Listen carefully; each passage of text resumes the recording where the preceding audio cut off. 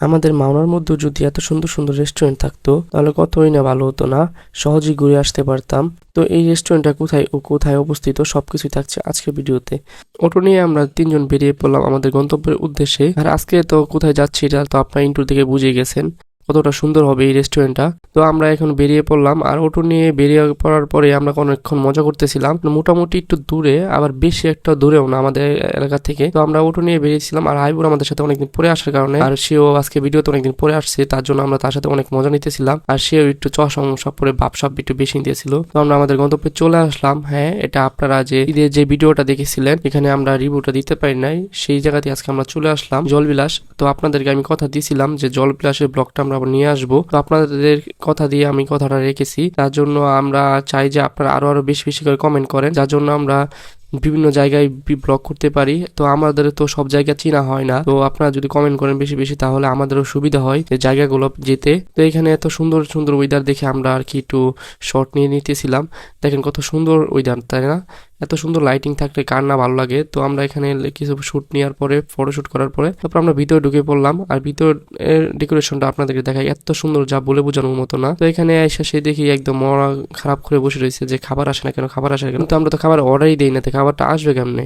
তো সেটা ভাবি হাইবুরে মন খারাপ করতেছিল। তা আমরা তার জন্য আর কি তাড়াহুড়া করে খাবারটা আগে অর্ডার দিলাম। আর আমি কিন্তু খুব অসুস্থ, যার জন্য আর কি ভিডিওটা মেক করতে একটু কষ্টকর হয়ে যায়।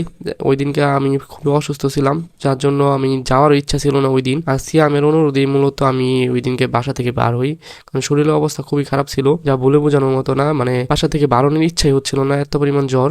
তারপর আমি আর কি বাড়ালাম। আর হাইবুর এদিকে ক্যামেরা শুট নিতে সে একটু ভাবস নিতেছে, সে ভাবতেছে আজকে তো আমি ব্লগার হয়ে গেছি।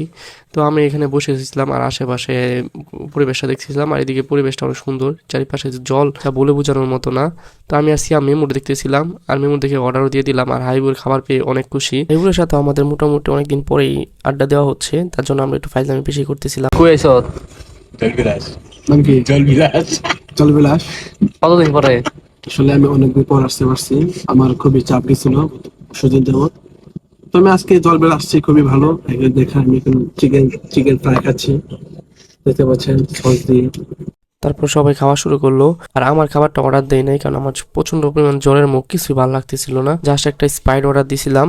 তো কাঁচের বোতলটা বেশি ঠান্ডা হওয়ার কারণে তারা আর কি প্লাস্টিকের বোতলটাই দেয়। কাঁচের বোতলটা বলে অনেক ঠান্ডা, যার জন্য এটা দেয় নাই। আর আমি ঠান্ডাটা দিতে না করছিলাম, কারণ জ্বরের মধ্যে যদি আবার ঠান্ডা খাই তাহলে জ্বরটা আরো বেড়ে যাবে। তাদের অনুরোধে পরে আবার তাদের কাছ থেকে কিছু অল্প অল্প খেয়ে নিলাম, কারণ আমার কাছে কিছুই ভালো লাগতেছিল না, সবকিছুই কেমন জানি লাগতেছিল। তার জন্য খাওয়ার মানে এতটা ইন্টারেস্ট ছিলাম না আজকে। এবং আমাদেরকে বলতেছিল যে ভাই চলো ঘুরে আসি, তাহলেই ভালো লাগবে। তো আমরা সেই ভাবনাইতেই আমরা এটা কি ঘুরতে চলে আসলাম। আর হাইবুরের সাথে অনেকদিন পরে আর কি দেখা, তার জন্য আর কি ওর সাথে নিয়ে চলে আসলাম, আর ওর সাথে একটু মজা করতেছিলাম প্রচুর পরিমাণ। তারপর স্প্রাইটের ঢাকনাটা খুলে আমরা একটু স্প্রাইট খেলাম, আর হাইবুর একটু পারশাট নিতেছিল। সিএমও খাওয়া দাওয়া শেষ পর্যায়ে প্রায়। তো হাইবুরে দেখি খাওয়া পায়া হাইরা সেদি আড্ডিও সারে না, আড্ডি খাই একটু বাপ সাপ ধরে সেদি পানিতে ফেলে দিল।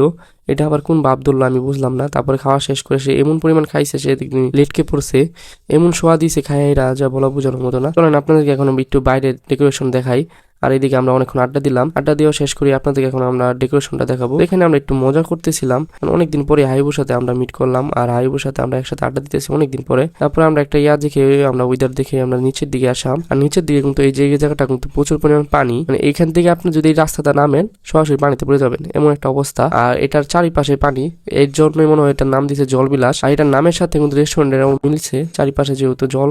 আমার কাছে কেন জানি মনে হচ্ছে এখানকার বিকালের দৃশ্যটা মনে হয় আরো জোর, যেহেতু পানি পরিষ্কার দেখা যায় তখন। তো একদিন বিকালেও আমরা ঘুরে যাবো এখান থেকে। আর আজকে তো কি বলবো, পানি দেখে আমরা লুপ সামলাতে পারতেছিলাম না, যেহেতু রাত। আর এখানে মনে হয় গভীর মোটামুটি আমার ধারণা নাই, মোটামুটি ভালোই গভীর, তার জন্য আর পা দেয় নাই পানিতে। তো এখানে দেখেন লাইটিং এর দিয়ে আমরা ভিডিও করতেছিলাম, আর এখানকার মাঝখানে লাইটিং এর সৌন্দর্য কি বলবো, বোঝানোর মতো না। এদিকে হাইবুর আর আমি কিছু আলাপ করতেছিলাম, আর সিএম এ ফটোশুট মানে ভিডিও শুট নিয়ে দিচ্ছে আমাদেরকে, প্লাস ফটোশুটও করতেছিল। দেন আমরা এখান থেকে অনেক কিছু দেখলাম যা বলে বোঝানোর মতো না। আর এখানে আমরা অনেক রাত্রেই আসলাম, কারণ নিরিবিলি ফটোশুট করা এবং ভিডিও শুট করার জন্য আমাদের এই লিড করা, যাতে আমরা মন বলে ফটোশুট এবং ভিডিও শুট করতে পারি। বাংলাদেশের যে কোনো প্রান্ত থেকে মাওনা চৌরাস্তা হয়ে অবদান মোড় হয়ে পাশেই এই জলবিলাস রেস্টুরেন্টে অবস্থিত।